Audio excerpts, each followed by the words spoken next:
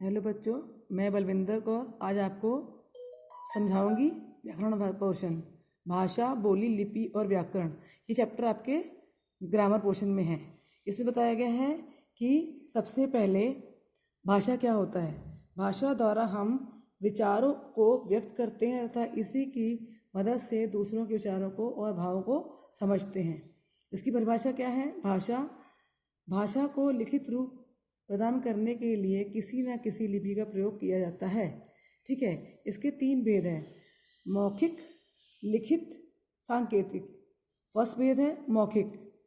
जिस भाषा के द्वारा हम अपने विचार बोलकर प्रकट करते हैं उसे मौखिक भाषा कहा जाता है, जिसमें हम बोलते हैं। उसके बाद है लिखित। जिस भाषा द्वारा हम अपने विचारों को लिखकर दर्शाते हैं उसे कहते हैं लिखित भाषा। तीसरा भेद है इसका सांकेतिक भाषा। जिस भाषा द्वारा हम अपने विचारों अथवा भावों को संकेतों के माध्यम से प्रकट करते हैं उसे सांकेतिक भाषा कहते हैं। इसके बाद आ गया लिपि। लिपि किसे कहते हैं। मौखिक ध्वनियों को लिखित रूप में प्रकट करने के लिए निश्चित किए गए चिन्हों की व्यवस्था को लिपि कहा जाता है। कहा जाता है, लिपि कहा जाता है। इसके भेद है देवनागरी लिपि, गुरमुखी लिपि, आर्य फारसी लिपि, रोमन लिपि।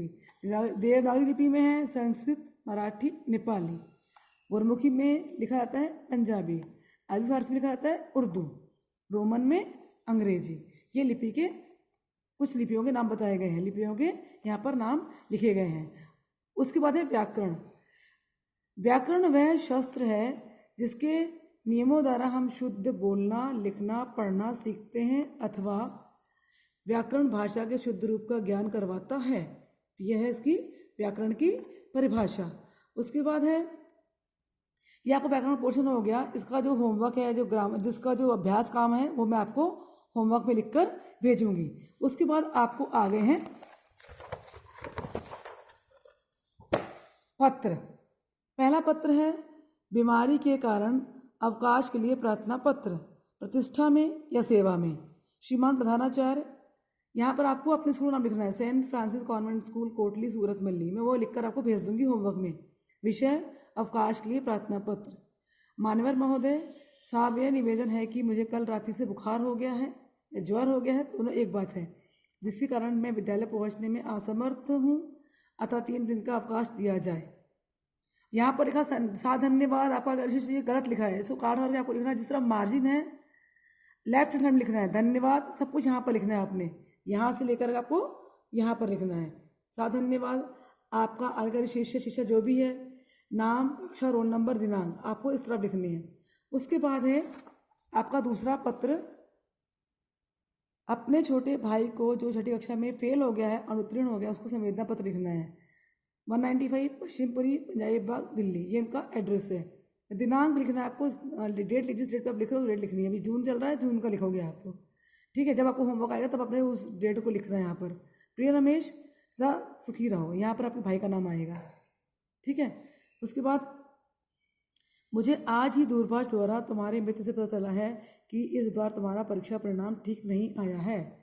रमेश, तुम तो पिछली कक्षाओं में हमेशा उत्तीर्ण होते रहे हो, फिर इस बार क्या हो गया। लगता है तुम खेल कूद में ज़्यादा रुचि लेने लगे हो, पढ़ाई में मन नहीं लगा है। अगर कोई और परेशानी है तो बता दो। इस बार जो हुआ सो हुआ, अब मन लगा करके पढ़ना।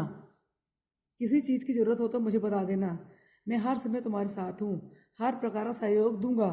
घर में सब ठीक है, चिंता मत करना, पढ़ाई में ध्यान लगाना। यहाँ पर लेटर लिख के बाद लिखा तुम्हारा अग्रज, यहाँ पर आपको प्रणाम लिखना है, ये गलत लिखा है। यहाँ काट करके ये इसको इस तरफ जहाँ मार्जिन वहाँ लिखना है, तुम्हारा अग्रज नाम, यहाँ पर आपका अपना नाम आएगा।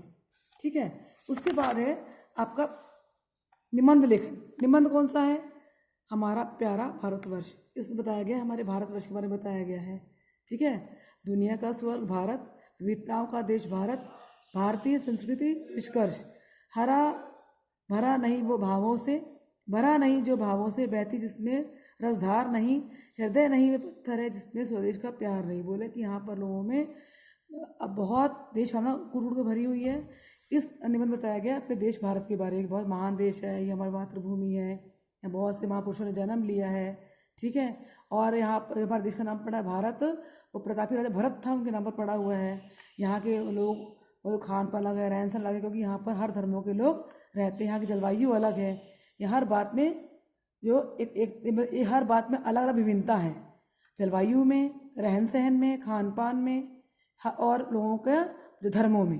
तब भी यहाँ पर अनेकता में एकता है।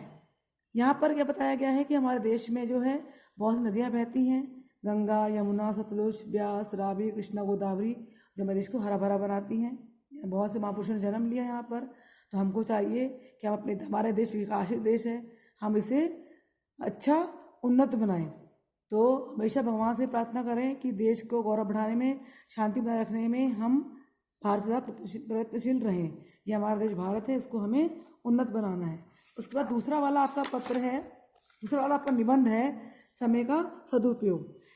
तो बताया गया है समय के बारे में कि समय क्या चीज़ है। समय बहुत बहुमूल्य वस्तु है। जैसे बोला जाता है कि समय और लहरें किसी का वेट नहीं करती, प्रतीक्षा नहीं करती। जो समय को नष्ट करते हैं, समय नष्ट कर देता है। समय के महत्व को समझने वाला व्यक्ति को सीख लेता है और ना समझने वाला हमेशा पीछे रह जाता है। तो इसलिए हमेशा हमें समय को समझना चाहिए। समय किसी का गुलाम नहीं है, वो किसी की प्रतीक्षा नहीं करता।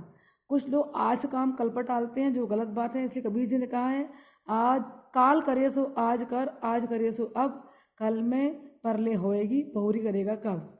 तो इसलिए विद्यार्थियों को चाहिए कि हमें हमेशा जो समय का सदुपयोग करना चाहिए, क्योंकि इनको सामने भी पूरा जीवन पड़ा हुआ है। उनको चाहिए कि हम अपने हर काम को डिवाइड कर लें, एक बनाए टाइम टेबल बना लें, उसके अंदर काम करें।